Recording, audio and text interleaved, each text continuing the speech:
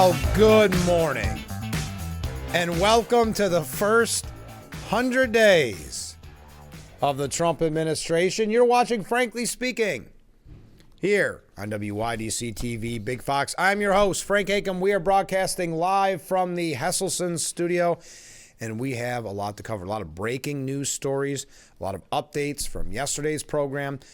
Let's get right to them. We want to start with viewer comments. If you are new to the program, you see that number on the bottom of the screen. You can send in comments at any time, and I received comments throughout yesterday, even into late last night. First off, Rick writes, "Good morning, Frank." Well, good morning, Rick. Trump says he's made 200 trade deals so far. Isn't that a wee bit less than the number of countries that were hit with tariffs? 100 days and a financial, what is this? 100 days and a financial, immigrant, Elon Musk, and billionaire buddies disaster. Old Elon loses $150 billion helping Trump out. Wonder how his government contracts are doing in the last 100 days. I'd love to see that data. It's all about show us the data. If you can't, you shouldn't be doing what you're doing. RFK Jr. cuts funding for NIH grants in all the states. The old NIH director, Dr. Francis Collins, who quit, was told no new projects, no new meetings, basically shut down all the research and development. We're going to say, what a bunch of garbage. Most of us are counting on that research for answers for everything under the sun that has a negative impact on our health and well-being. Every corner you look in with the Trump administration is a disaster. Yesterday we asked a question because it was Bill Maher who suggested that Trump supporters, MAGA supporters, are not happy with the first 100 days, but would not admit it. So we got a couple of comments. I'm not sure if that's what Rick was referencing, though I don't think Rick was, I don't want to speak for Rick, but I don't think he was ever a Trump supporter. Could be wrong. Comment from a different viewer. I think Trump is and has kept his campaign promises. He is doing an excellent job, especially when you consider that the Socialist Party and its comrades, the socialistic media, has attempted to sabotage and criticize his every move to make America great again. Yeah, the media, we're going to be talking a lot about the media. So thank you for that. We'll just read the comments. Another comment, Trump supporters are practical and possess common sense. They realize it will take time and energy to fix all the destructive damage Biden and the Democrats have done in their comprehensive destruction of America. The energy is obviously there with mobilization of Trump's dynamic cabinet. We'll have to give them some time to fix it all. Yes, it is a time issue. I mean, you think we're only talking 100 days, and you would think he's coming up at the end of his term. Comment. Oh, this is on a completely different topic. Yesterday we were talking about specifically the Corning Painting Post school budget, looking for a 7.8% increase. It's that time of year again. Can't help but remember that tiny community giant Sylvia Huber standing against the slings and arrows of the bullying Corning Schools Administration and School Board.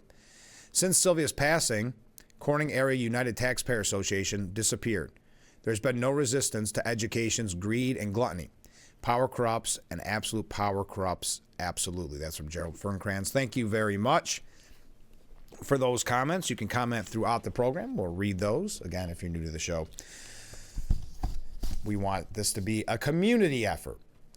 Now, breaking last night, early this morning, Prime Minister Mark Carney's Liberal Party won Canada's federal election, capping a stunning turnaround in fortunes fueled by Donald Trump and his annexation threats and trade war. After polls closed, the Liberals were projected to win more of the Parliament's 343 seats than the Conservatives. It wasn't immediately clear, though, if they would win an outright majority, at least 172, or would need to rely on one of these smaller parties to pass legislation. The Liberals looked headed for a crushing defeat until the American president started attacking Canada's economy and threatening its sovereignty. Trump's actions infuriated Canadians and stoked a surge in nationalism that helped the Liberals flip the election narrative and win a fourth straight term in power. In a victory speech before supporters in Ottawa, Carney stressed the importance of Canadian unity in the face of Washington's threat. Quote, "We are over the shock of the American betrayal, but we should never forget the lessons. As I've been warning for months, America wants our land, our resources, our water, our country. These are not idle threats. President Trump is trying to break us so America can own us. that will never, ever happen. But we also must recognize the reality that our world has fundamentally changed. So that is breaking last night, early this morning, that the Liberals have won in Canada. Also a big story that we are going to dive more in depth to later on in the program, but that Governor Hochul and legislators have announced a preliminary budget deal, $254 billion. Now, this is 28 days after the deadline and is not official yet. Hochul told reporters the general agreement will include changes to the state's discovery laws aimed at curbing what she said was a spike in criminal cases getting dismissed over technicalities. If you look at the coverage of this, specifically on Empire Report, Hochul got pretty much everything that she wanted. The spending plan will make it easier to force mentally ill people into treatment and expand Kendra's law, which governs assisted outpatient treatment, without providing any further details. The governor said, as much as it is easy to criticize everything here, it is all focused on helping lift up New York families, she stated. I'm really proud of the budget. Again, it exceeded all expectations in terms of the policies that were questioned by many that we couldn't get it done. So again, taking a victory lap, and it looks like she did get the policies that she wanted. The two initiatives were key policy proposals of Hochul's, as was bell-to-bell cell phone ban in schools, which she said would also be included in the budget deal. Legislators still have to draft and vote to pass the bills that will make up the fiscal year 2026 budget, which they're expected to do throughout this week. The budget deal will include an increase to a payroll mobility tax on businesses in the MTA region. The governor also got her so-called inflation refund checks. Yes, though at a reduced $2 billion instead of $3 billion. The breakdown for the reimbursements: when you get your inflation reduction check, families making under $150,000 will get $400. Families making between $150,000 and $300,000 will receive $300. Individuals making under, this is individuals, not families, individuals making under $75,000 will receive $200, and individuals making between $75,000 and $150,000 will receive $150. The budget would represent a 6% increase over last year's enacted $239 billion spending plan. So this is going to be very interesting. We're going to talk about this more in depth later on in the program, but I wasn't sure if you had heard by now that there is a preliminary budget. Now, that does not mean it's passed. That does mean it'll still go probably over a month overdue. But Hochul taking a victory lap, considering this a very big win. We are going to talk about exactly what that means for us here in New York State. What are you going to do with your money? Your inflation reduction check. That can be our question for today. What you are going to do. Now, there are some positives. I think discovery, the ban on cell phone use in schools. Now, the spending, when you have that kind of money, you can always find some positives. But what a outrageous amount of money to spend for a state. And they've already said if there is a reduction in federal help, which there will be, they'll have to meet and reconvene and change some things. Well, I don't see the benefit of Governor Hochul attacking the president as frequently as she can and then depends so heavily on federal monies in her budget. Seems like a recipe for disaster. But nonetheless, that is where we are in New York State. So I'd love to hear your thoughts on any of those issues. Also, just because this is a big story throughout the mainstream media, a $56 million fighter jet has rolled off the USS Harry Truman aircraft carrier after it made a sudden turn, what is being described as Houthi attack, Houthi fire. So they made a quick kind of jerking move, if you will, leading to the $56 million fighter jet rolling off the aircraft carrier. The jet was being towed out of a hangar on Monday when the carrier suddenly shifted and the tractor pulling it lost control, sending both the jet and the vehicle overboard. Initial reports from the scene indicated that the Truman made a sudden turn to evade an attack from Houthi rebels. The Houthi rebels claimed on Monday to have launched a drone and missile attack on the aircraft carrier, according to the outlet. The pilot and the Navy sailor driving the tractor managed to jump free, with only one sustaining a minor injury. Sailors towing the aircraft took immediate action to move clear of the aircraft before it fell overboard, and an investigation is now underway, according to the Navy. The USS Truman aircraft carrier group has been subjected to constant threats from the Iran-backed terror group in Yemen. It is stationed in the Red Sea to protect commercial shipping in the area, which has been regularly attacked by the Houthis. The carrier strike group and its air wing remain fully mission capable, according to a Navy spokesperson. So there you are. We're just getting warmed up. We've got some updates. Love to hear your thoughts, whether it's on the school budget, whether it's on the New York State budget, or Trump's first 100 days. He's going to hold a rally tonight in Michigan. So that'll be interesting to watch. We do have some updates. This is one of those days that is a typical Trump news cycle. I have so many things I think I could just read headlines for the full 2 hours and never really be able to dive in depth, but we don't want to do that. So we are going to take a look at some of these a little more thoughtfully. We also have a couple quick things, and this is more of an update from yesterday's program. We talked about the White House Correspondents' Dinner, and where one reporter, well, he's got a book coming out, is why he did it, about the Biden administration kind of attacking or questioning his fellow quote-unquote journalists about their lack of reporting in Biden's mental health. Well, why that's interesting, there's a really good piece that we're going to get to later on from the New York Post, showing the hypocrisy of all these people in the media that are now saying we should have done more or you should have done more. Everyone knew of the issue with Biden's mental acuity, but those who actually did report on it or those who actually commented on it were mocked, ridiculed, attacked in some instances, and now kind of this rewriting of history that we've talked about on the program. But we are running a little bit late. Oh, don't forget, on Thursday, I'm really excited about this. Thursday's program, we're going to be talking with Kyle Petty. NASCAR legend Kyle Petty is going to be joining us. What an event they've got coming up at the Radisson next week. We're going to learn all about it on Thursday, what the mission of Victory Junction is. We're going to talk about the event itself and what you need to know, what you need to expect if you are going to attend the event, where you can meet such legends as Kyle Petty, but his father, Richard Petty, or Herschel Walker, and so many others. So we'll get that information for you, especially when we talk with Mr. Petty. That'll be on Thursday. But right now, we got to take a short break. Stay with us. Just getting warmed up here on Frankly Speaking.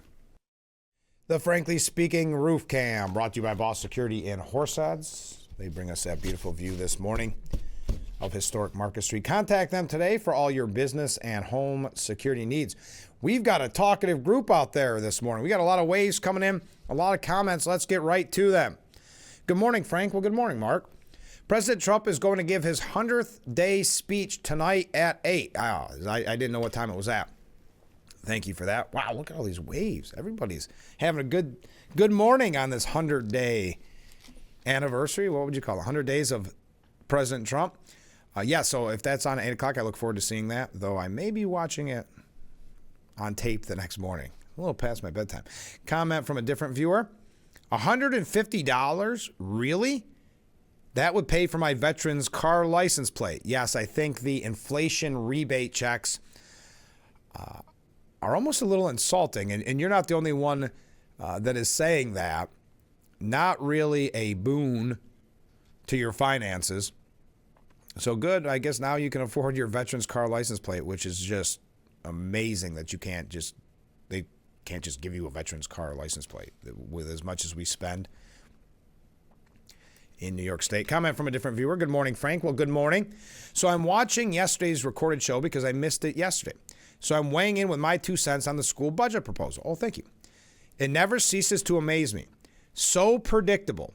And yes, everything that we expected, but bearing in mind that it's always, quote, for the kids. Then why are they the first to be hurt by threatening cuts to sports and programs they enjoy the most? It is so predictable. It really is predictable. It's always for the kids, but you notice when they start talking about the things they'll need to cut, it's never administration or something like that.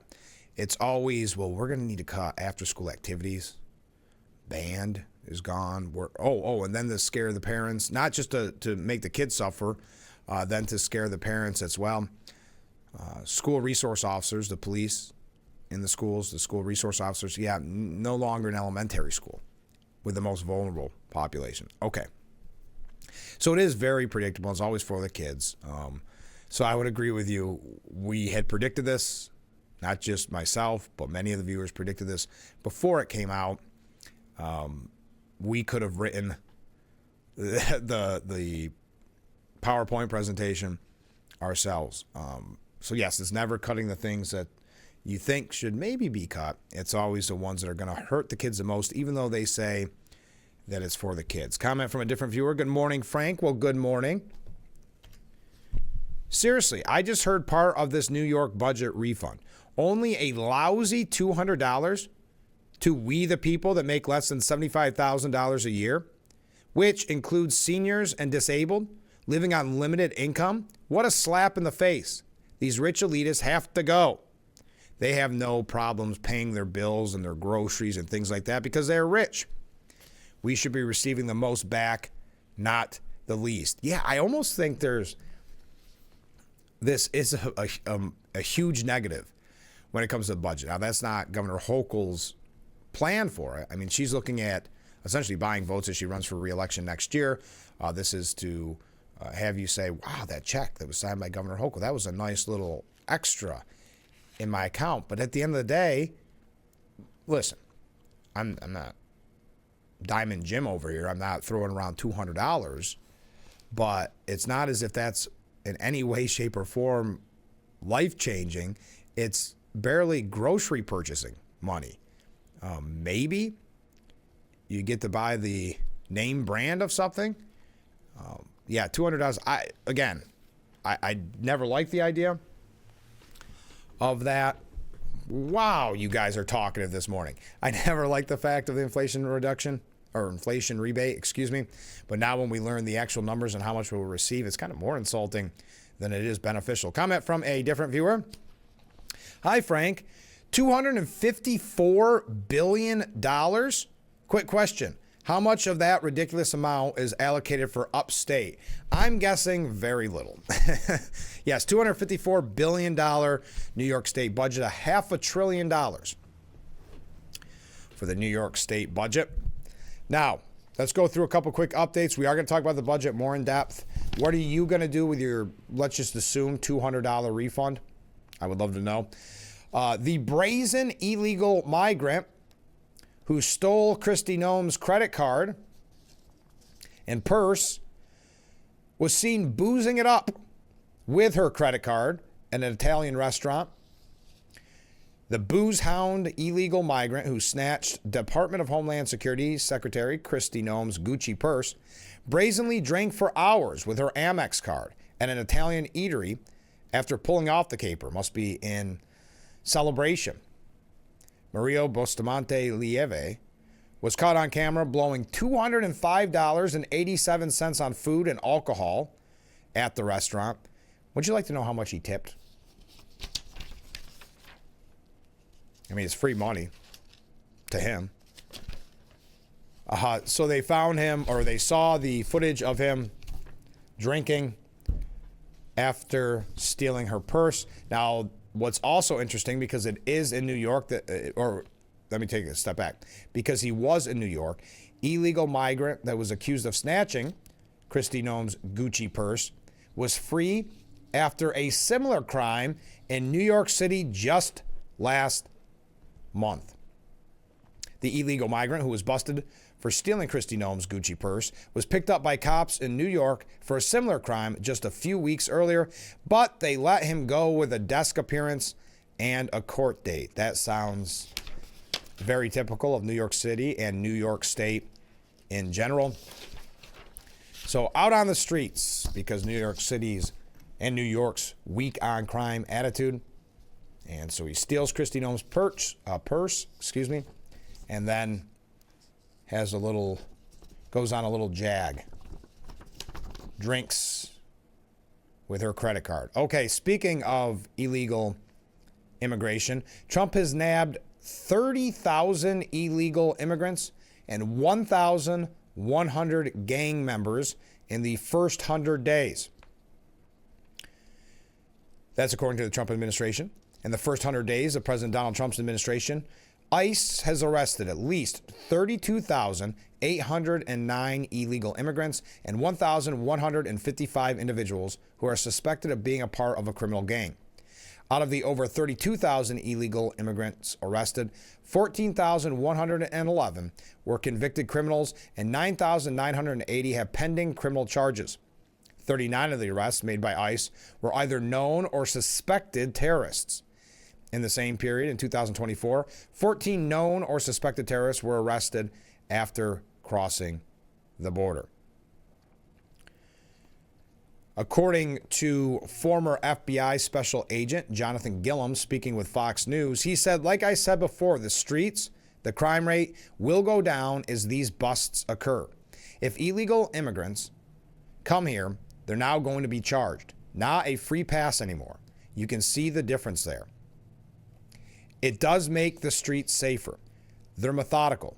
They're going after the most dangerous people that are out there and developing these cases very quickly. At the same time, typically, they're getting other people that are there in those places that are illegal, that may not be as dangerous, but they're being deported as well. We're going to talk a little bit more about this. Keep these comments and waves coming in. My goodness, we're fired up on this Tuesday morning. I'm right there with you. Trump's first 100 days, your thoughts? We posed that question yesterday. We got some great responses.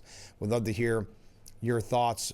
Bill Maher saying over the weekend that he believes MAGA supporters are very disappointed with Trump, but don't have the heart to say it. They're almost ashamed to say it. Is that your thought? Also, I see a lot of reaction to Governor Hochul. The proposed budget has been put forth. It looks like she's gotten everything that she wanted. But one of those things, the inflation rebate check, and in that check, you're looking at about $200, let's say, give or take. What are you going to do with that $200? What's your thoughts? Is that worth the $2 billion it is going to cost us? Now, originally, she wanted $3 billion, which may have looked a little more impressive. Not knowing the math, but may have looked a little more impressive. Maybe assume another $100 if my quick math, kind of accurate. So at least then you get $300. I don't know. I know she's thinking about her reelection, and that's why sending free money, quote unquote free money, is probably in her best interest, at least in her mind. But this to me, and it seems like most viewers are saying the same, kind of insulting. If you're going to spend our money and put forth a $254 billion budget, maybe don't then say, oh, here's $200 for all your troubles. But keep those waves, keep those comments coming in, and we'll be right back with Frankly Speaking here on WYDC TV, Big Fox.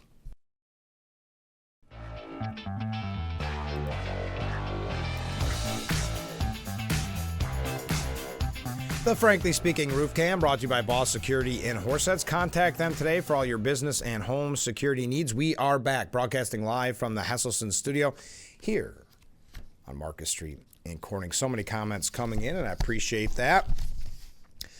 Mark writes in, and waves. Mark writes in, Hochul's checks are a joke. I'll give you $150 to $400, but my budget is going to take it all back and then some. People are going to lose more than they gain. Absolutely. I would agree, Mark. Comment from a different viewer. Good morning, Frank. With all the talk about Trump's first 100 days, I was curious to see if there was a countdown clock that the liberals were watching as they look forward to the end of Trump's term. Oh, good question. Sure enough, there seems to be several of them. No surprise. They must be giddy that there are only 1,362 days left. Well, if J.D. Vance continues from there, you'll only have to wait another 2,920 after that. They might want to just turn off the TV and chill for 12 years. Thank you. I think for blood pressure reasons, they may want to. I don't know how they're going to keep up. Think about it. It's been only 100 days. And, I mean, they've got to be averaging what? At least one protest a week. There's been times here on Market Street where I've seen right around Easter week was 3 protests in 2 days. I don't know how you keep up that pace without getting burnt out. So yes, maybe just chill for the next 12 years. Okay, comment from a different viewer. Okay, $200 is insulting. At what level does it stop being insulting? 500, 1,000? That's a great point. The problem is we're having a little fun with this because really, $200 is insulting. I mean, you can't even get your groceries. But having said that, myself personally, I didn't want the check. Not that I won't take $200, but we have a $254 billion budget. $2 billion of that is being used for these checks. So it's still our money. We're getting this money, and it's just more wasteful spending instead of maybe cutting back. So to your point, yes, probably 1,000 is when it's, 500 probably, when it's not insulting. But at the same time, that's our money. It hurts us in the long run. So it just depends if you're one of the people that say, well, I'll take the money now and worry about the repercussions later, which a lot of people are. I'm not knocking anybody for that. That's why credit cards are so popular. But at the end of the day, I didn't want this to begin with. But 200 is insulting. Comment from a different viewer. $200 before or after taxes? Typical Democrat. Thank you very much. Well, that is a good question, though, the one before. Well, they're all good comments. It's a mess. But what number for you, if we want to pose that question, what number for you is no longer insulting? Okay, we got to rush through a couple quick things. We'll read more of your messages. You guys are keeping me busy this morning. I love it. I love every second of it. And I can tell the show's going to go fast because you're so active this morning. Trump signs a sweeping order that's cracking down on sanctuary cities, giving those sanctuary cities 30 days to comply. Such areas as Chicago, Los Angeles, and you guessed it, all of New York. One order that Trump inked behind closed doors gives Attorney General Pam Bondi and Homeland Security Secretary Kristi Noem 30 days to draw up a list of cities and states that obstruct the enforcement of federal immigration law. Quote, immediately following each publication, the Attorney General and the Secretary of Homeland Security shall notify each sanctuary jurisdiction regarding its defiance of federal immigration law enforcement and any potential violations of federal criminal law.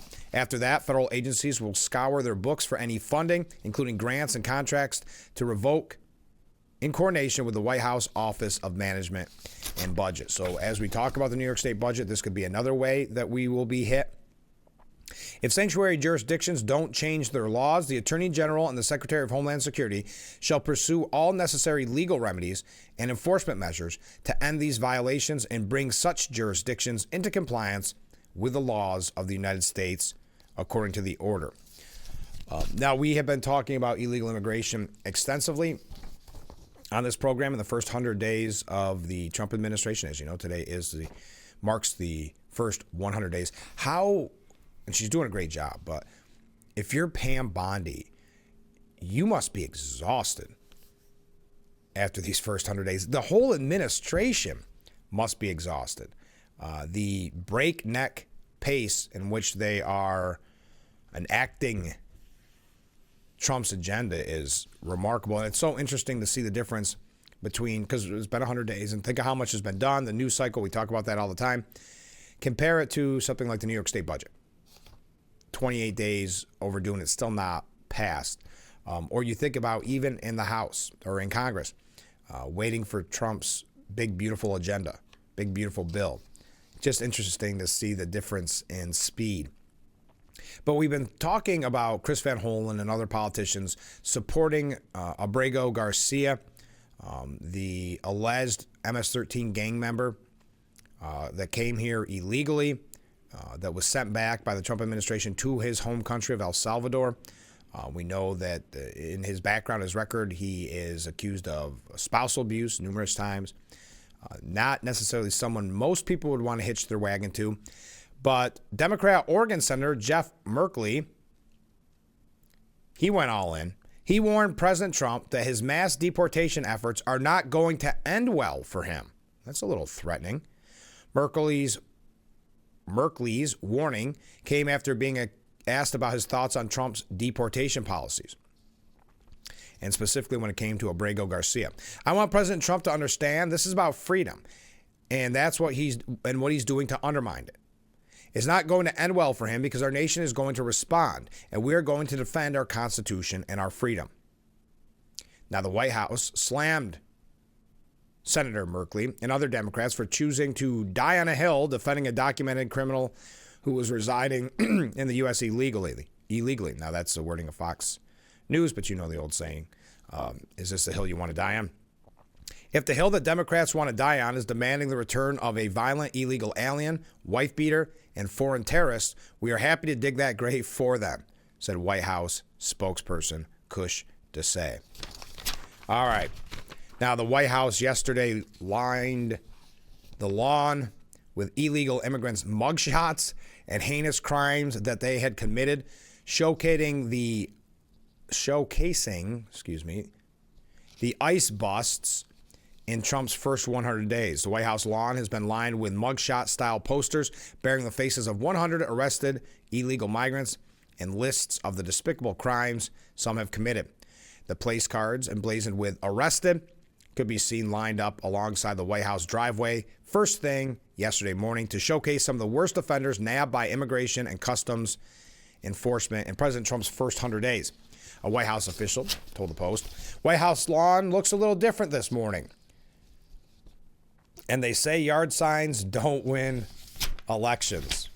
The signs emblazoned with "arrested" feature photos of the migrants as well as their apparent crimes. I'm not going to go through each crime. But the White House official logo could be seen at the bottom of each poster. The place cards were strategically placed where news outlets film live shots in a bid to make sure they're caught on camera, according to Axios. Okay, we've got some other Trump. Did you see that? Nope, running late. We're going to read your comments when we come back. Stay with us.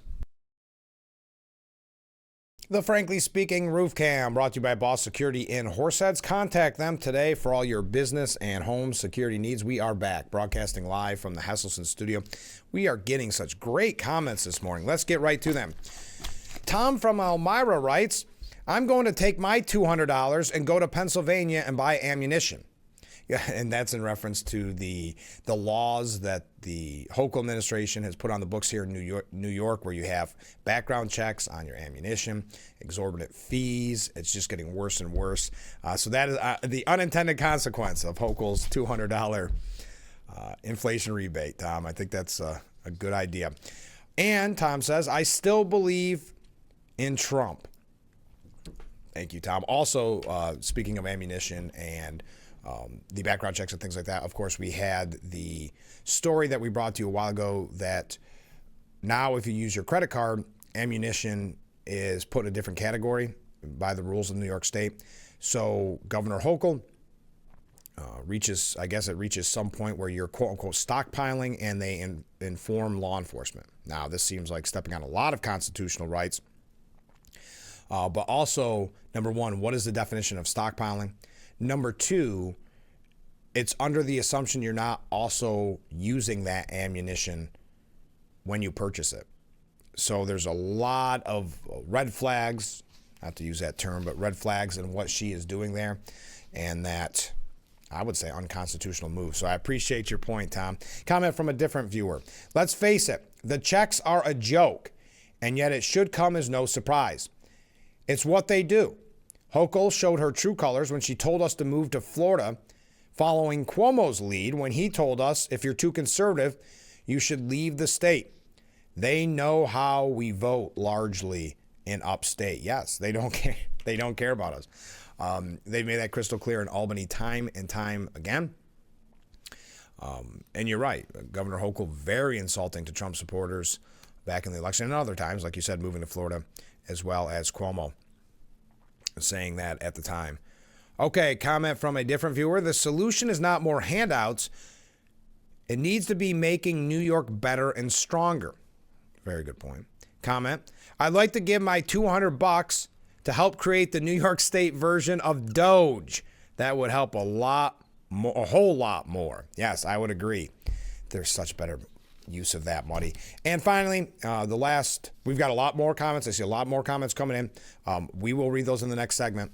But the last comment in this segment, I'm going to return my New York check. I want nothing from Hochul, and I'm serious about it. I understand your stance. Thank you, viewers. Keep them coming in. I see so many comments coming in. I'm jazzed up this morning.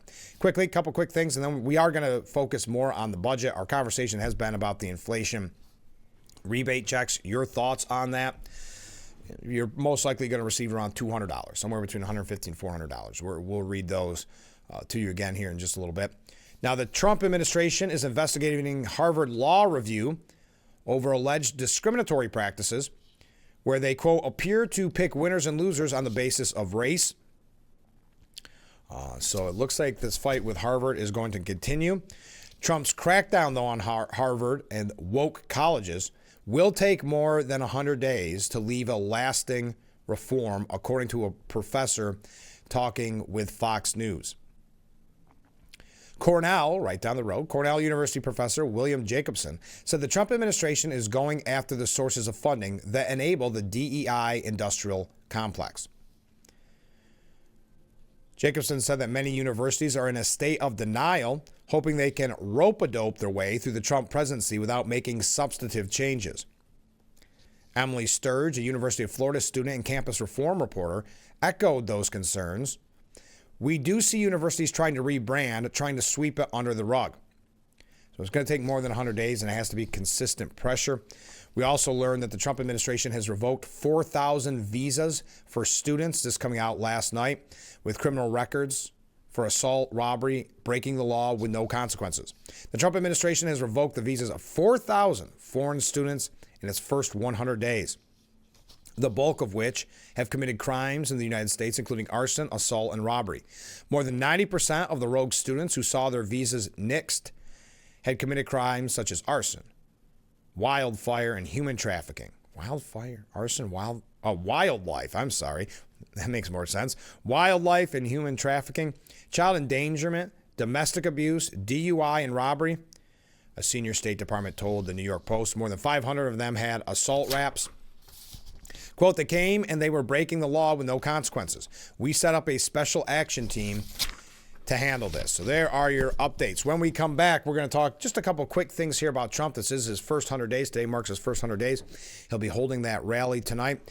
We're going to talk about Trump. We've got a couple things here about the Democrats I think you're going to find interesting as well. Then we are going to take a deep dive into the New York State budget. We're having such a great discussion on that budget this morning. Thank you for the comments. If you are new to the show, you can send your comments to that number on the bottom of your screen. And you can also wave, and we'll add you to the wave counter. Stay with us. We'll be right back with Frankly Speaking here on WYDC TV. Big Fox will be right back. The Frankly Speaking Roof Cam, brought to you by Boss Security in Horseheads. Contact them today for all your business and home security needs. I'm trying to read some more comments while welcoming you back to the show as we broadcast live from the Hesselson studio. So many great comments, so many different topics. Ken writes in, did you hear that Hakeem Jeffries, what he said about the Democratic Party? He said that, quote, there are but two parties in America today, patriots and traitors. And everyone knows that the Republicans are the patriots, is what he was insinuating. Absolutely. He did say that. That was that. And I forgot to, forget. We ran out of time yesterday to mention Hakeem Jeffries, because remember, all these Democrats are trying to do something to break out from the pack. You had Schumer on Sunday saying that impeachment is not off the table. Actually, there's somebody that already, well, we'll get that in a moment, put articles on impeachment up. You have people like Cory Booker giving that 25-hour speech, which again was very, I think, emblematic of the Democrat Party today, where he spoke for 25 hours and accomplished nothing. And you have others are like Jasmine Crockett, who is using kind of violent rhetoric. Same with J.B. Pritzker, who wants to run for president. He's saying some pretty outlandish and really borderline scary things. everybody's trying to make a name for themselves. So Hakeem Jeffries has been receiving a lot of pushback because the Democrat Party doesn't believe he's doing enough. He's not a strong enough part of the resistance. And so they're upset with him. So now he's trying to come out and talk tough. So what he did is he held a sit-in. Yes, a good old-fashioned sit-in in the Capitol. And what he was quoted, it's actually a quote from Ulysses S. Grant. And obviously, you know who he was referring to when he said traitors. He believes, for whatever reason, the Republican Party is traitors. That kind of vile rhetoric works very well in the Democrat Party today. We had, 2 stories yesterday about how the Democrats are now cursing in their speeches to really show how much of the resistance they are. The quote, exactly, just to be fair, whatever may have been my political opinions before, I have but one sentiment now. That is, we have a government and laws and a flag, and they must all be sustained. There are but 2 parties now, traitors and patriots, and I want hereafter to be ranked with the latter, and I trust the stronger party. So that's the quote, Hakeem Jeffries. But again, this is just him. It's bluster. It's just like Cory Booker. It's bluster because he wants the donor class, the people that are sending in money to the Democrat Party, he doesn't want that to dry up. So he has to make sure he looks like the biggest part of the resistance. Comment from a different viewer. The amount of the proposed rebate is insulting, but the idea that we, the people, would think it's a great idea is more insulting. I would agree. Now, there'll be some that get the $200 check and they're excited. To me, again, I'm not scoffing at $200. But at the end of the day, what does that accomplish? What does that really do for you? Is it even one trip to the grocery store? It's certainly not, most likely, certainly not paying for your electricity bills, the ones that have skyrocketed, due in part to Governor Hochul's policies when it comes to green energy. So you raise a good point. Comment from a different viewer. Correct me on my simplistic approach, if you will. Okay. You see, back in the day, I worked full-time and went to college. I had no student loan debt for you uneducated people to pay for. On my shortcoming, I did not take poli-sci or macroeconomics. This is my simplistic approach to finance. Florida has 22 million people. New York has 20 million people. Florida has a $115 billion budget. New York has a $250 billion budget. I would fire our governing geniuses, hire Florida legislators and their governor, tip them $100 billion and save $35 billion. Just saying. Thank you very much. I like your simplistic idea. I like it. Comment from a different viewer. Frank, this is a bit off topic, but curious to know if any viewers have heard more about these smart meters and what, if anything, is or has been done to help offset the outrageous increases people are seeing. I opted out at this point, but my daughter has been sorely impacted. Thank you. I will pose that question to all the viewers. We've had kind of a mixed bag here, but I would say 95% have been outraged. I know when we talked with Senator Tom O'Mara not all that long ago, he described the outrage that his office has been receiving, not because of what he's doing at all, but because people can't get answers from NYSEG, so they in his office are working hard to help the constituents and doing a fantastic job, but he was outraged as well. And there's so many horror stories when it comes to some of these smart meter readings. So I would pose that. Are people still having problems? Have you heard of any way to kind of offset the costs? Are they doing anything to help people? But again, yes, you could blame whoever you want, but keep in mind too, a lot of this is the green energy policies of Governor Hochul in New York State. So thank you for all those amazing comments. So again, that viewer asking other viewers, what's the situation on NYSEG, if you know. Now, let's take our last break for this hour. Going to give you a couple of quick Trump stories. We're going to dive in depth in the next hour to the New York State budget. So stay with us. This is Frankly Speaking here on WYDC TV, Big Fox. Thank you to Ball Security in Horseheads for bringing us the Frankly Speaking roof cam. Contact them today for all your business and home security needs. We are back, broadcasting live from the Hesselson studio here on Market Street in Corning. As we wrap up hour number one, a few more comments. I think I'll donate my pittance to help. Oh, this is the person who was asking about NYSEG. To help help this person, this viewer's daughter, pay for her NYSEG bill. Yeah, that's probably not going to do it, is it? But it'll at least help along the way. Comment from a different viewer. Maybe older meters were that crummy that most people got some free electricity, and yet they still made tons of money, meaning NYSEG. I doubt too many people are getting free electricity. But perhaps. Comment from a different viewer. I think Hochul should redo her budget because Trump is going to cut all funding to sanctuary cities. Yes, and just cut funding in general. Listen, we are banking this budget on a lot of federal money, and yet the governor keeps picking fights with the president. And we know that the president is in a cutting mood, not spending like a drunken sailor. So I think they've already said that they may have to reconvene to have discussions when they find out what kind of federal money is coming in. Trump yesterday hosted the Philadelphia Eagles to celebrate the Super Bowl victory.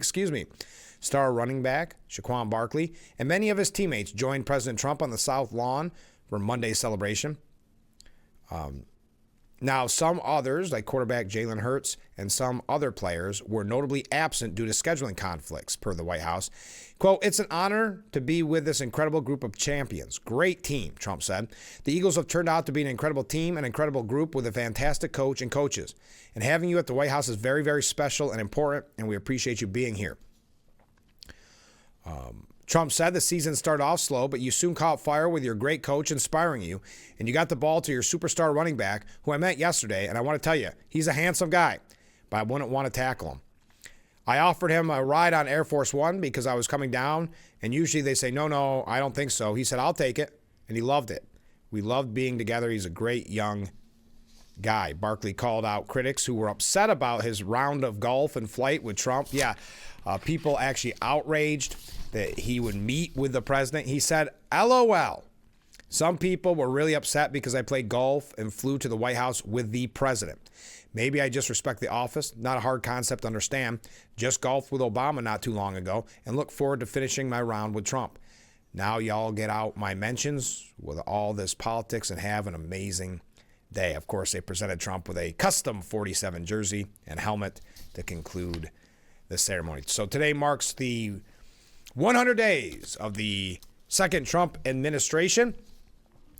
And I suppose in honor of that, on Monday, Representative Sri Thandar has reportedly introduced articles of impeachment against the president, who has a clear mandate from American voters to enact his agenda, accusing him of obstruction of justice, abuse of trade powers, and tyranny among the laundry list of items.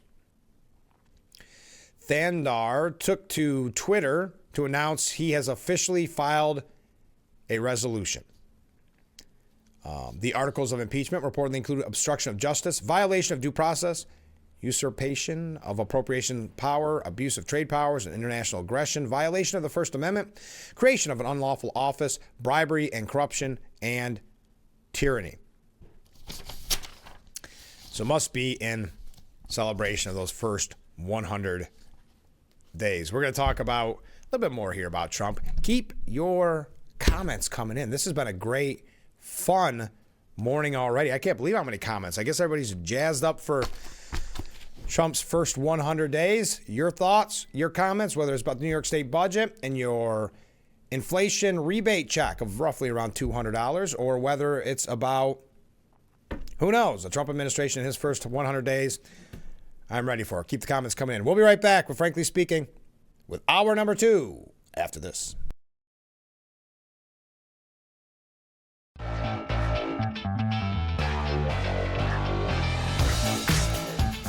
Welcome to hour number 2 of Frankly Speaking as we broadcast live from the Hesselson studio on the 100th day of the Trump administration.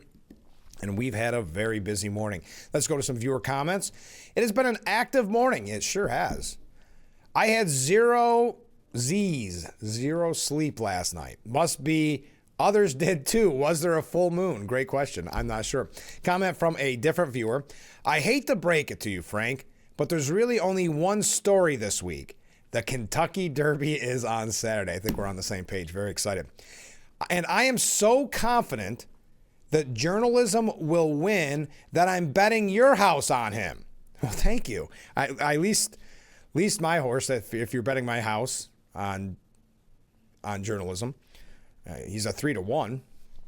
So one of the favorites. But by the way, to this viewer, that is probably it's definitely the first time that sentence has ever been uttered on Frankly Speaking. Quote, I'm so confident that journalism will win.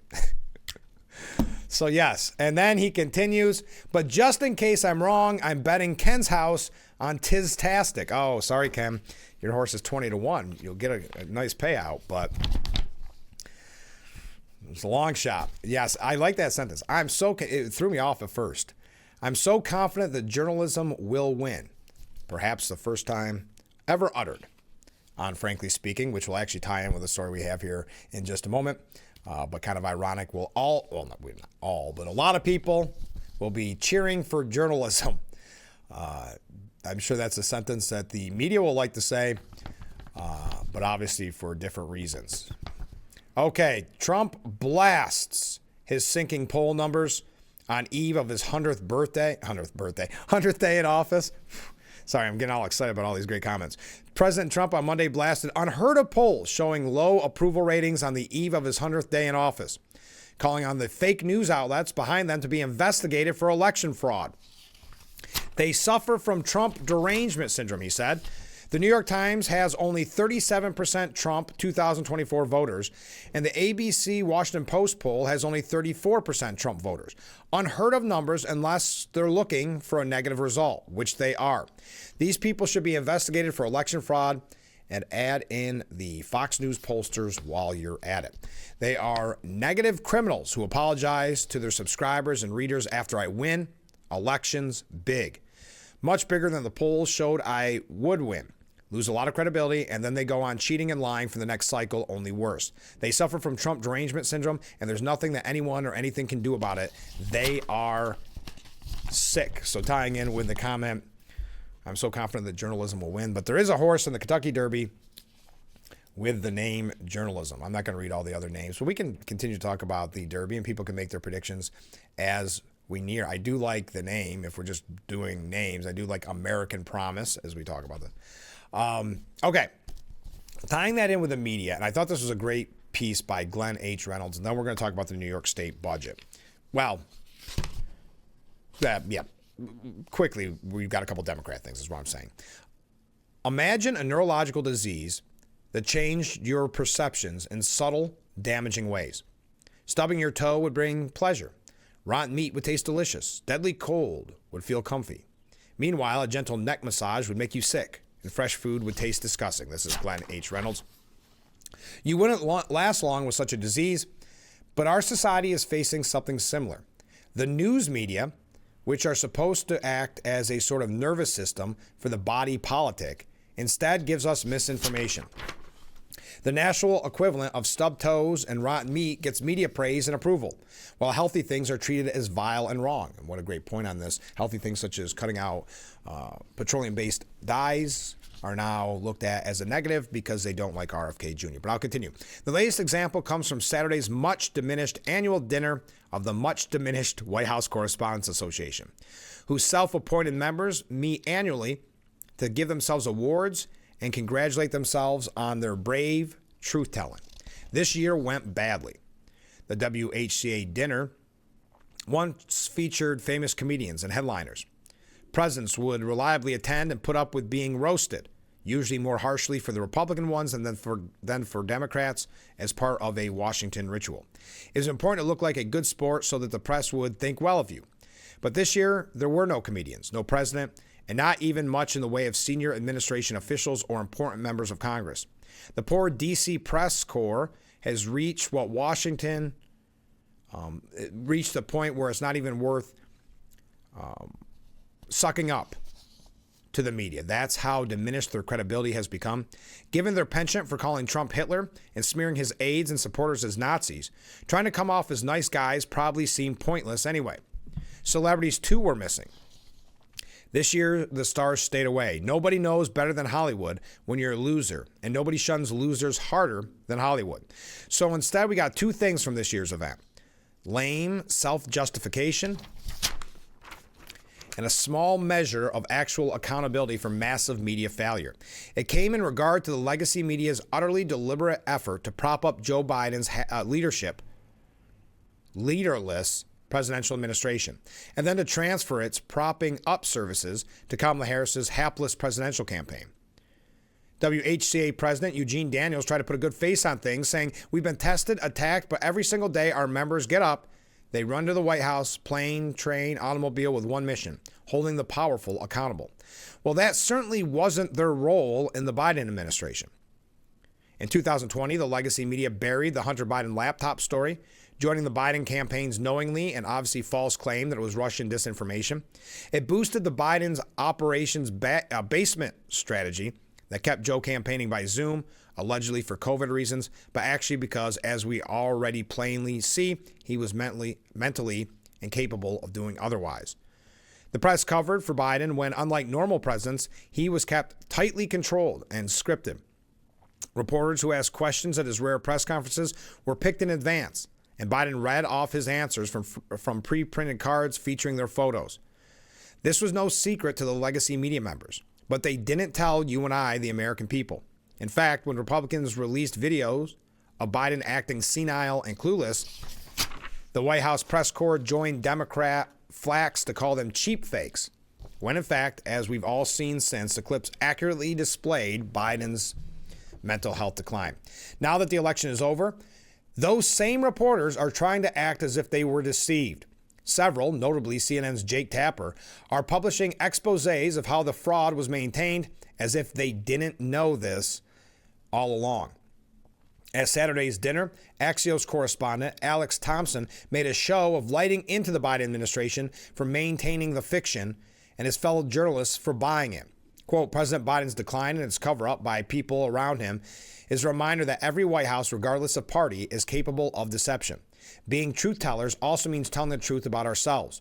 We, myself included, missed a lot of this story. We bear some responsibility for faith in the media being at such lows. They have no credibility left. But again, they have to protect their party at the end of the day. So he's even essentially admitting in that it doesn't matter what party. So yes, we do even have to go after our own party sometimes. But journalists didn't miss the story. The big takeaway from this is they did not miss the story. They lied to us about the story. They chose not to cover what Americans could see with their own eyes. That is why they lack credibility. And they did so for political reasons, to help Democrats and hurt Republicans. Then, when Biden was obviously toast, they pivoted to claims that the formerly hopeless Harris was presidential timber, as well as joyful and brat. A healthy country's political nervous system would tell us when our president is mentally incompetent. Instead, we had one that smothered the truth. It should hurt when you stub your toe, and this toe stubbing should be painful for the political press. Maybe then they'll learn something. I don't think they've learned. They're trying to actually rewrite history. They're trying to cover their you-know-whats with these exposés about the Biden administration and how his mental health was covered up. They're trying to rewrite history as if they were duped. They knew this from day one. They were covering. They were protecting him. They were even suggesting he was sharp as a tack and could run for 4 more years. And that rewriting of history is continuing. James Clyburn, Representative James Clyburn, was asked about Biden, and he said, quote, now the fact of the matter is, whatever may have or may not have been the decline, I've never worked in the White House, so I was not around Joe Biden enough to tell you anything about his decline. I talked to him on the phone a lot. I saw him at events a lot. I saw no more in his than anybody else, decline and anybody else. I'm 2 years older than Joe Biden. I just have a different style than he has. And so people all age differently. And so for us to sit here and talk about Joe Biden as if we are physicians and can make these kind of evaluations, a lot of us are interacting with him who could not make an evaluation like that. I still can't. So I wasn't around Biden enough. It's amazing, the rewriting of this history. One last thing about the Democrats, and we're going to get back to the 2 last things. about the New York State budget. Just take a little breather. Kamala Harris is being mocked because she is coming back to the national stage. And in doing so, you can see her streaming speech for just $25 per stream. She is set to deliver her most extensive public remarks since losing to Trump, but social media users are already roasting her. Harris announced Monday that she is the keynote speaker for Emerge America's 20th anniversary gala, which will take place tomorrow.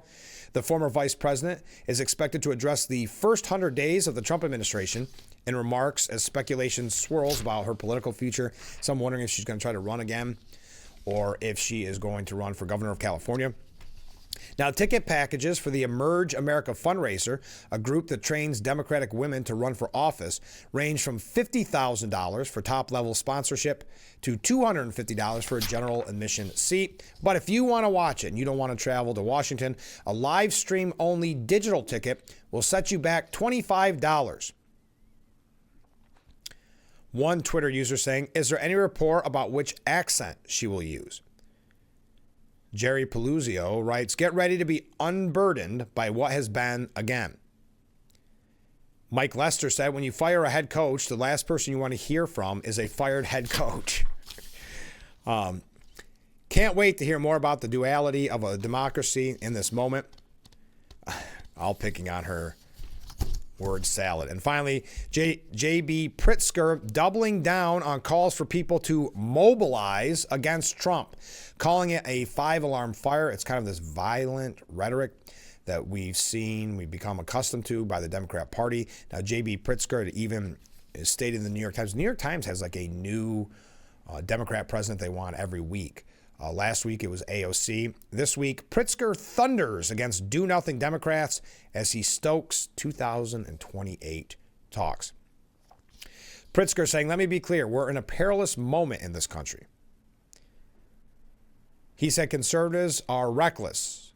He declared that Republicans cannot know a moment of peace. Now, that is very troubling because that's when you start to have what we saw in the past during the first Trump administration, where Trump officials were harassed at dinner, their homes protested at, and getting very scary situations. Quote, "They have to understand that we will fight their cruelty with every megaphone and microphone that we have," Pritzker said. "We must castigate them on the soapbox and then punish them at the ballot box. Never before in my life have I called for mass protests, for mobilization, for disruption, but I am now. When you don't control Congress, when you don't control the White House, and people are feeling helpless and powerless, it's time for people to mobilize. And I wanted people to hear that they do have power. My family emigrated to this country from Ukraine when the Russians were killing Jews And so what I say, anyway, is that the dangers that my family experienced in Ukraine, the dangers that we saw in, Nazi Germany, especially in the earliest days of Nazi Germany, are the dangers that we need to react to now. If we don't, things will get much worse."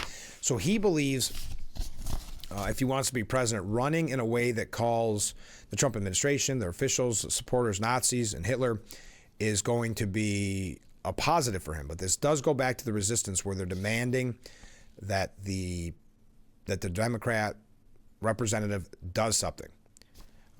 So enough on him, but definitely some violent rhetoric, some troubling rhetoric from J.B. Pritzker, but he is trying to make a name for himself, differentiate himself from the pack because he wants to run for president 2028. That is crystal clear. So running just a little bit late. We're going to get back to your comments because we got a ton of them here. Thank you. We're having a blast this morning on the program. When we come back, the budget, New York State budget. We're asking, what are you going to do with your inflation rebate check that Governor Hochul is sending you right around $200?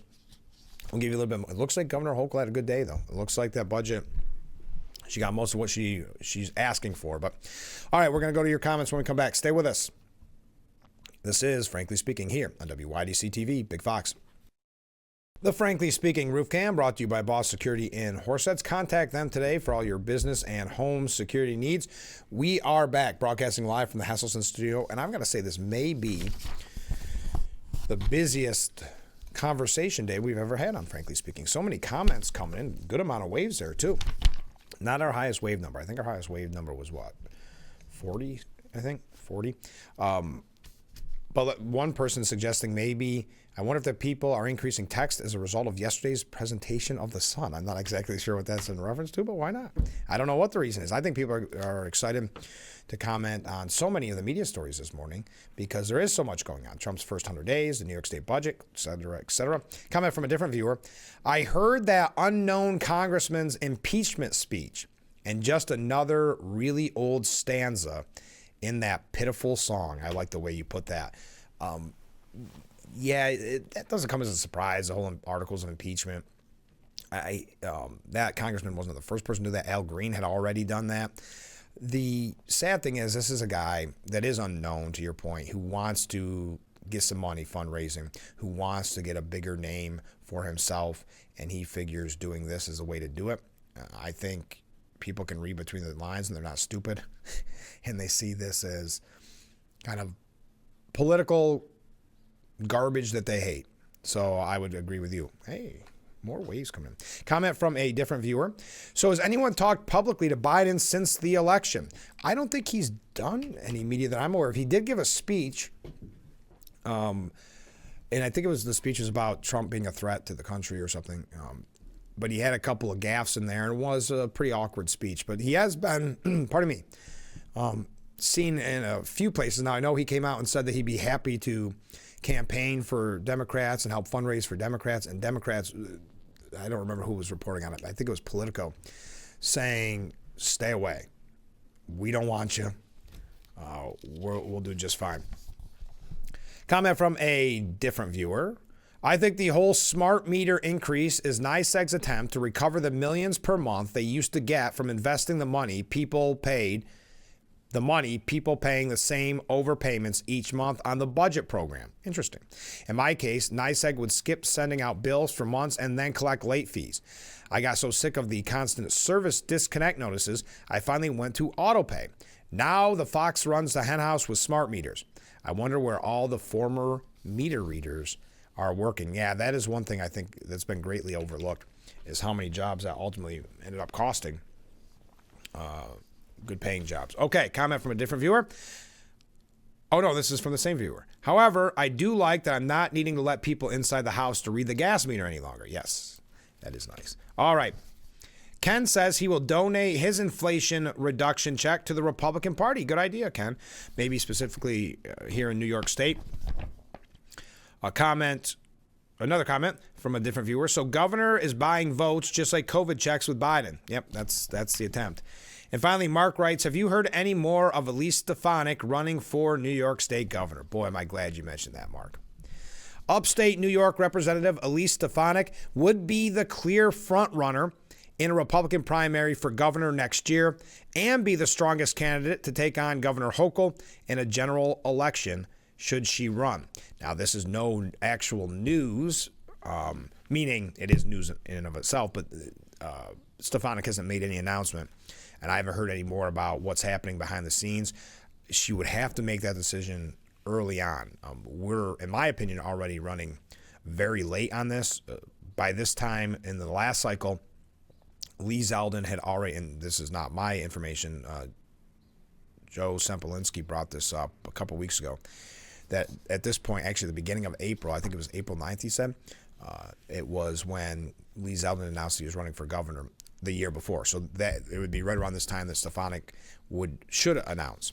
Stefanik, who has been rumored to be eyeing a gubernatorial run, got support of 44% of New York Republicans compared to 7% for Mike Lawler.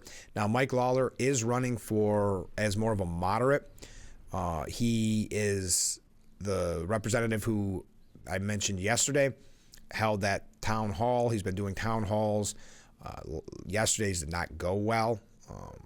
Actually, I think the town hall itself was on Sunday, maybe Saturday, where they just booed and hissed him. But that's just a side note. And 5% for Bruce Blakeman. Another 44% of respondents said that they were undecided. Now, that was conducted by Republican pollster Landon Wall and Gray House. Stefanik is better known and liked among Republican voters, with 56% having a favorable view of her and 9% unfavorable, or plus 47 percentage points. Meanwhile, 33% of Republicans had a favorable view of Lawler, and just 3% had an unfavorable view, while nearly two-thirds didn't know who he was or were undecided in their opinion of the congressman. And even fewer Republicans statewide know Blakeman. Now, we know all about Stefanik. This gives the history of Stefanik. Trump did tweet out recently that Congresswoman Elise Stefanik is great. Should Congresswoman Elise Stefanik choose to enter the race for governor, she would begin the Republican primary in a dominant position and offer the GOP its strongest opportunity to defeat Governor Hochul in the 2026 general election, according to the pollster Wall.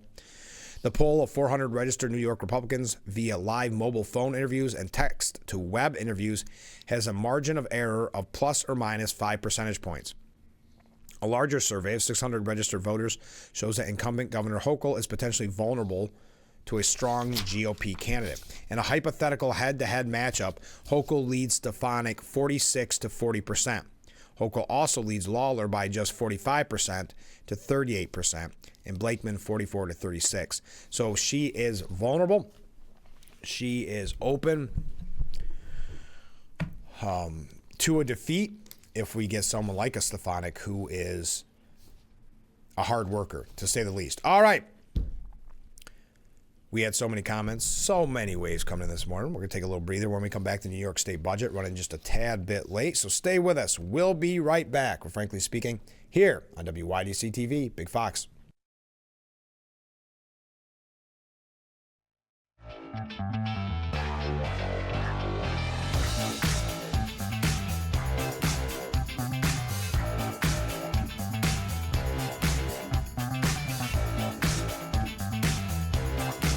The Frankly Speaking roof cam. Look at that. Very picturesque this morning, almost like a painting of Marcus Street. Thank you, Boss Security, for bringing us that view, the Frankly Speaking roof cam. You can contact them today for all your business and home security needs. We are back, broadcasting live from the Hesselson studio on Marcus Street Corning, and might arguably be our busiest day of comments on the program in our 2 years. Let's get right to it. Good morning, Frank. Well, good morning. I like how the Democrats are hearkening back to their glory days of the late 60s and early 70s with sit-ins and chanting. Groovy, man. Yeah, there is that weird nostalgia that the left has. It's the same when the Columbia University protests began, and it was the anti-Semitic encampments, and then they went to various buildings, a lot of destruction, violence, some employees hurt.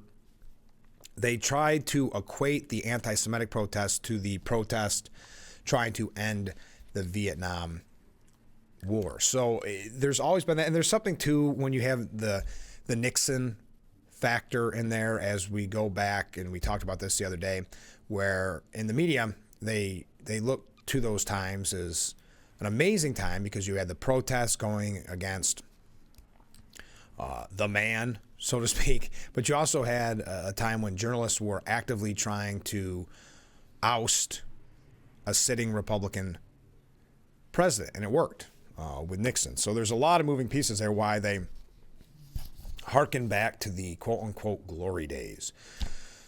And nothing changes. The chants are just as bad as ever.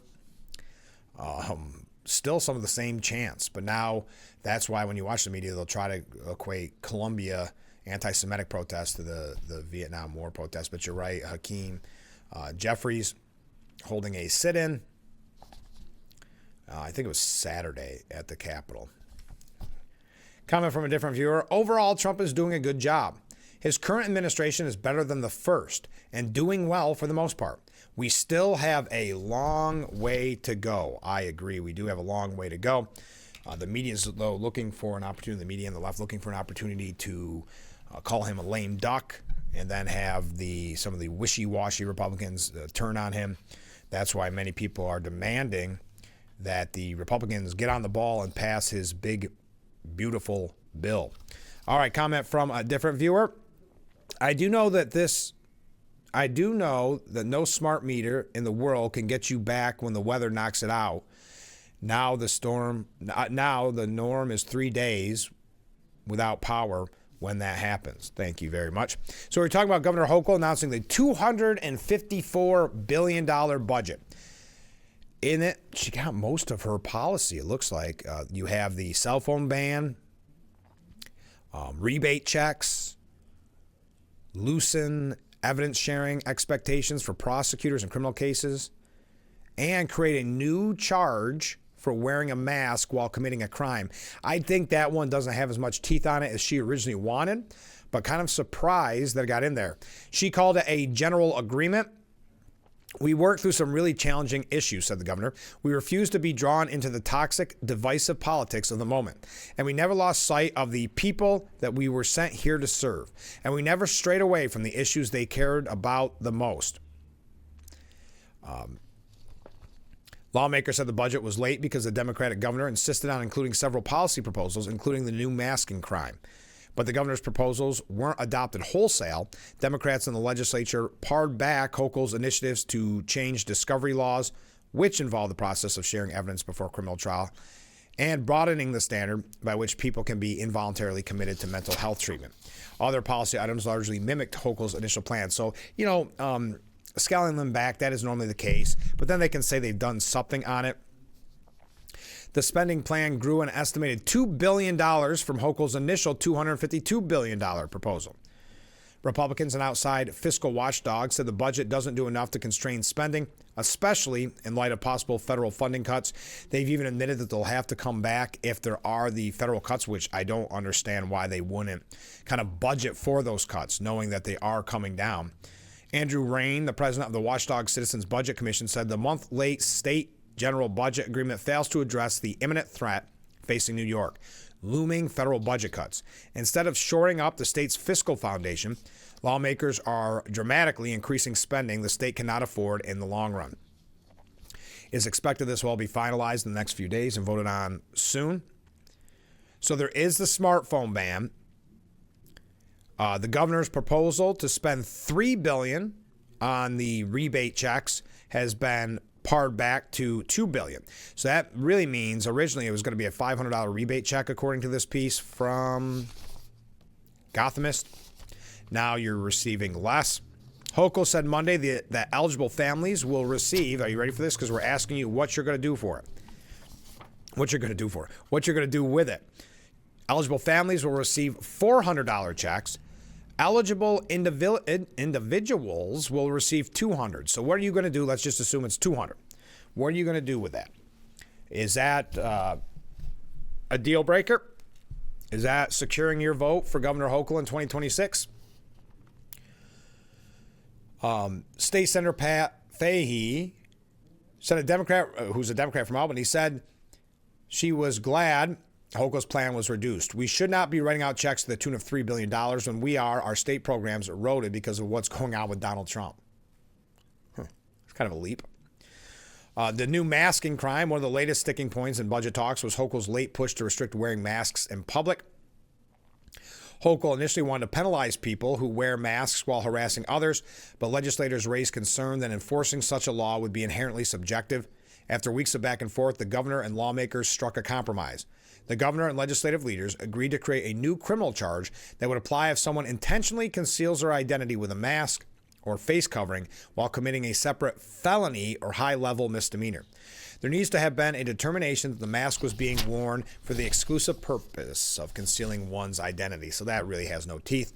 The discovery changes. The final budget deal includes a compromise on discovery largely brokered by lawmakers and district attorneys. The budget includes language that would set a prejudicial standard for a judge to dismiss a case if evidence was missing and not shared with defense attorneys. Lawmakers amended the 2019 discovery statute to specify that only materials related to the charges of a particular case must be disclosed to defense lawyers.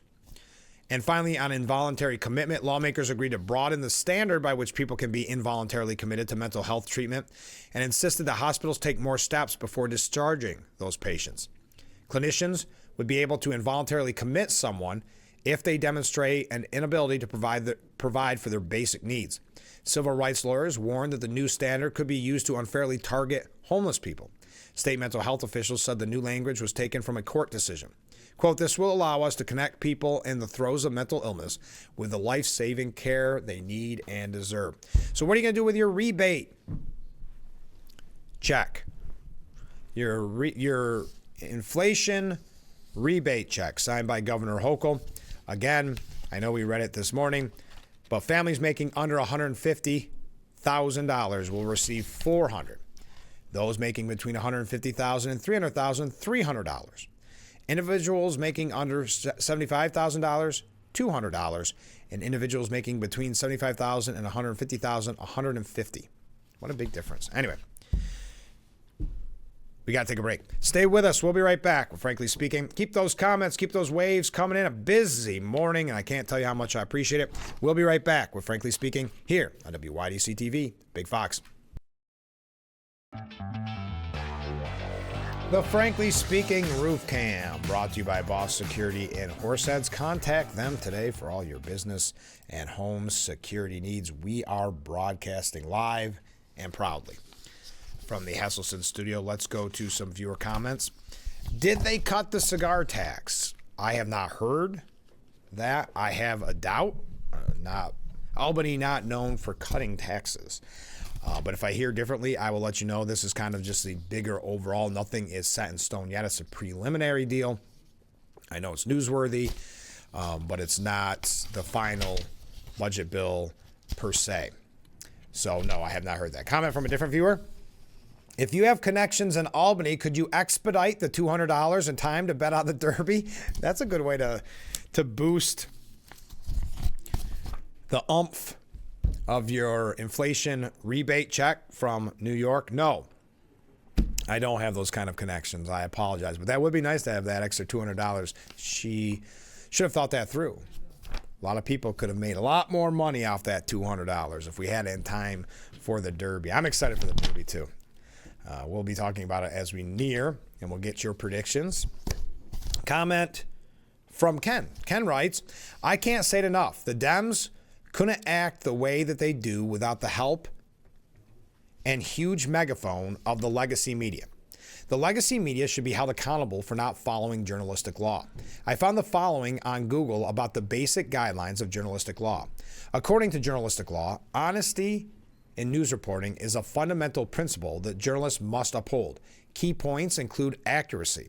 Journalists should ensure the accuracy of information and avoid deliberate distortion. Truthfulness.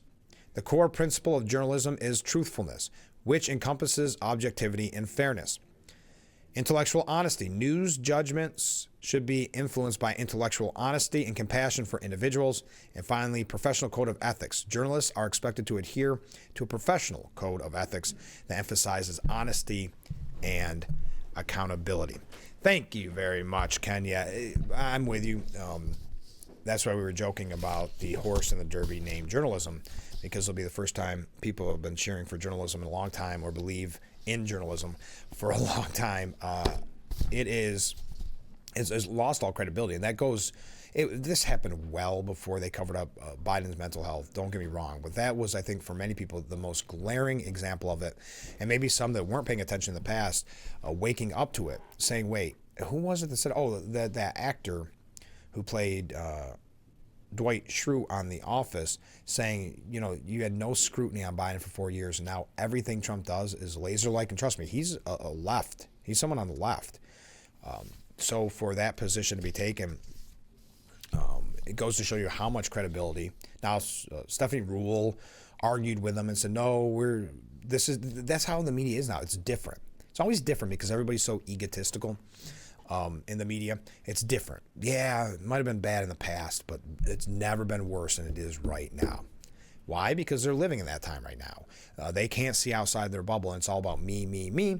So they think this has got to be the worst of all time. This presidency, because they didn't want him to win, this has to be the worst it has ever been, because I'm living in this moment, and I'm the most important thing. The sun rises and sets on me. So at the end of the day, they don't look at this as the rules that Ken sent for basic journalistic law. They look at it as we have to be activists. And the New York Times said it back in the first Trump term, that we no longer have to be journalists. We no longer have to be accurate. It's about bringing down the Trump administration. They no longer hit it. The New York Times, it was a huge, major announcement when they did it, major piece, because they said basically integrity no longer matters. This is about bringing down the Trump administration. And that's what we're seeing again, fast forward in 2025, where it's not about any kind of standard of journalism. It's about activism. And that's why when you had the debate, you had the debate moderators practicing fact-checking Trump so that they could interrupt him, make him look like he's lying, and then move on. And they never once practiced doing the same to Harris.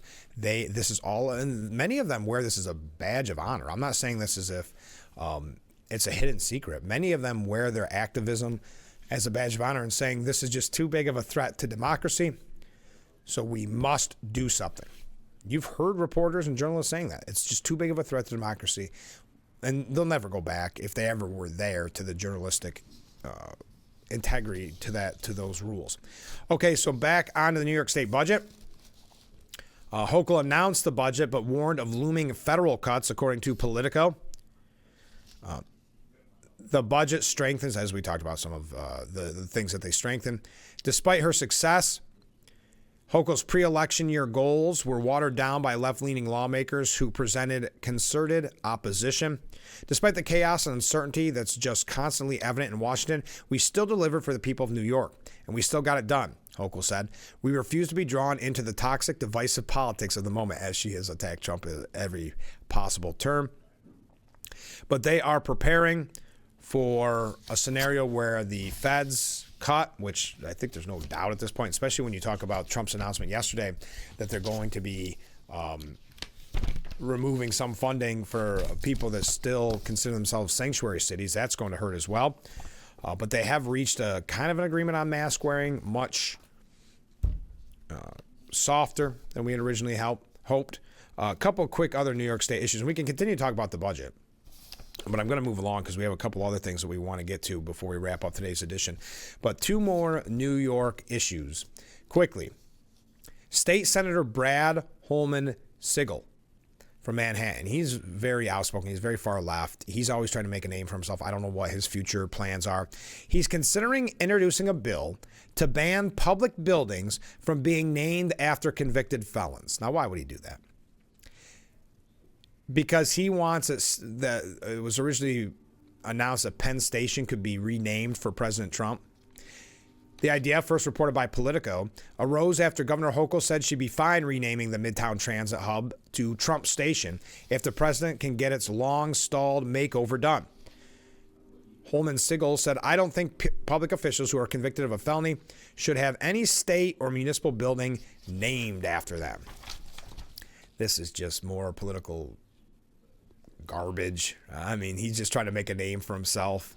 We must hold our government officials to the highest standard, and the names of our public facilities should reflect those values. So I guess the President of the United States is not a high enough standard for New York State Senator Brad Holman Sigel.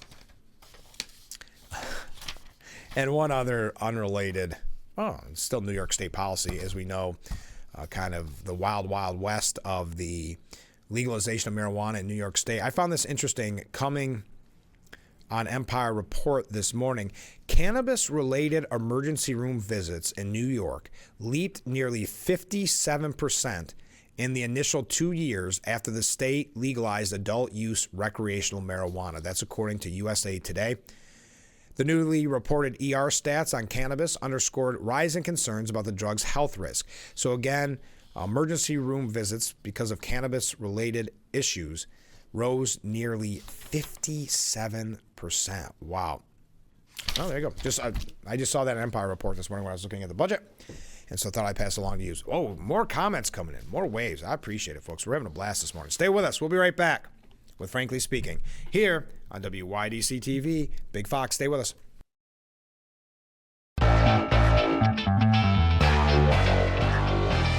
As always, we thank Boss Security for bringing us that amazing view of historic Market Street. Contact Boss Security. They're located in Horseheads. You can talk with them about all your business and home security needs. Reading so many of these comments this morning arguably the biggest day of comments in Frankly Speaking history, and I appreciate it. Let's get right back to them. Comment from a viewer. Did Elise Stefanik throw her hat in yet? I'd be happy to donate my check. That would be a great use of your $200 rebate check from Governor Hochul. But she has not announced yet. I know she's exploring a possible run, or at least that's what's being reported. I don't know. It's not like I'm talking to her. But it's being reported that she is exploring a run for governor. She is, according to those polls this morning, the clear Republican favorite. Because the only other names, Bruce Blakeman and Mike Lawler, are two names that have been thrown around that look as if they're interested in running. But Elise Stefanik would be the clear favorite. So that would be a great use of your $200 inflation rebate check. But as soon as I know, we'll be telling you here on the broadcast. So thank you for that. Comment from a different viewer. Hochul's rebate is a joke. And her budget, lower our property taxes. That's the answer we need. I couldn't agree more.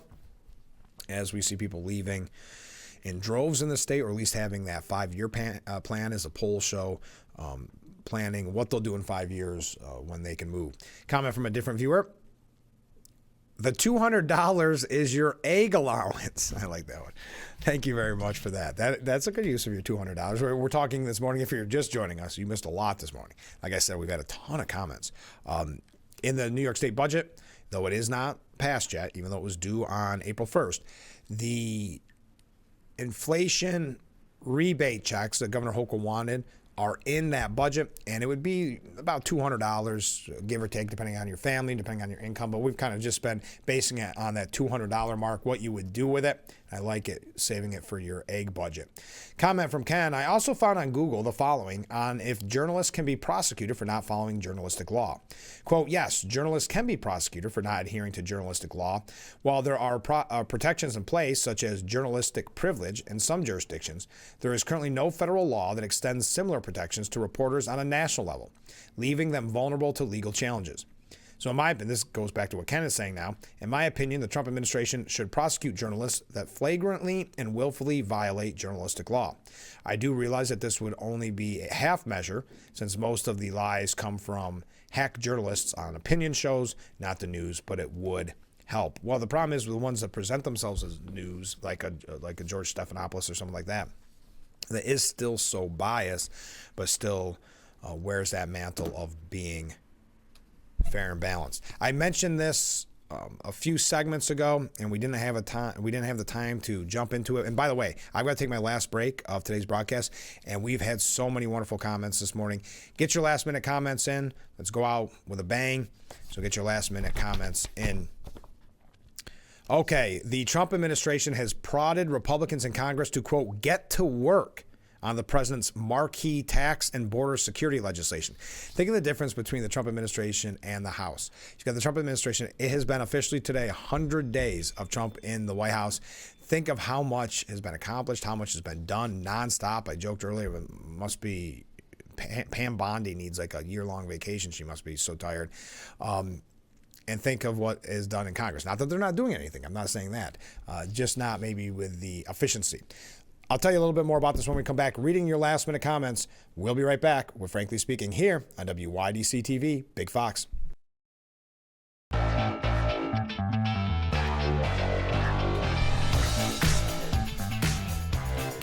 That view of picturesque Market Street brought to us by Boss Security and Horseheads. Contact them today for all your business and home security needs. We are back wrapping up today's edition of Frankly Speaking, broadcasting live from the Hasselson's studio. Comment from a viewer, no joke, like her checks she is handing out. If Governor Hochul gets reelected, I'm leaving this state. I've had enough. Thank you very much, viewer. Thank you to everybody who reached out this morning. What a fun broadcast. Well, there's so much talk about the New York State budget, Trump's first 100 days, NYSEG. But as I had mentioned, the White House is telling Congress, get to work on the big beautiful bill. The president has made his priorities clear. The House is moving things along quickly, and the Senate is in lockstep. We think that they are in substantial agreement, and that this is going to be a win for the American people. Very pro-growth, according to Treasury Secretary Scott Bessent. We've got 3 legs to the president's economic agenda: trade, tax, and deregulation. And we hope that we can have this tax portion done by the 4th of July. Johnson was also bullish when speaking with reporters after coming back up Pennsylvania Avenue after his meeting with Trump. I just had a great meeting with the president at the White House. He's in good spirits, and we are all in good spirits. So we'll see if they can rush through, in a way, his agenda or get it back on track. Man, there's a lot of, if you are going to Ken's point earlier, if you're going to the mainstream media, there are a lot of articles this morning about this being the end of Trump, whether it's tariffs or in his first 100 days. He's just so unpopular. We heard his opinion on what those poll numbers mean. But the New York Post editorial board said the remedy for Trump's sinking poll numbers: pass the tax slashing budget bill fast. This going back to what we were just saying. Pass it. The big, beautiful tax slashing bill. That's in reference to his meeting with Mike Johnson. That would get those poll numbers up, but also be just a huge success for the American people. Yes, tariffs may yield some wins down the road as more countries come to the negotiating table to hammer out trade deals, but the economy needs relief now. Trump needs to shift his focus to legislation that will revive the economy and give some taxpayers, clear up some uncertainty, and something to cheer about. It's hard to think of a better example of good policy making for good politics. There you go. We're out of time for today's edition of Frankly Speaking. Again, thank you to everybody commenting this morning. What a blast we had on Frankly Speaking. I can't thank you enough. Don't forget, on Thursday's program, we're going to be talking with Kyle Petty. So you want to mark your calendar for that. The legendary NASCAR driver Kyle Petty will be joining us right here on Frankly Speaking. That's on Thursday's broadcast. I just want to put that in your calendar as of right now, because you are not going to want to miss that. On tomorrow's program, we'll talk about Trump's rally from tonight. There is going to be a rally to celebrate his first 100 days in office. So we'll be discussing that. A little bit more about what we're learning about the New York State budget, because even though it's not passed yet, it's a kind of a preliminary budget. We are starting to get finally some hard information on it, so we'll be talking about that. And, of course, all the issues of the day. Thank you again for all the comments, but if you want to keep those comments coming in, that number on the bottom of the screen is 24/7. It is 24/7. So we will see you tomorrow morning, bright and early, at 6 a.m. with Frankly Speaking, only on WYDC TV, Big Fox. I look forward to it already. Have a great day, everyone.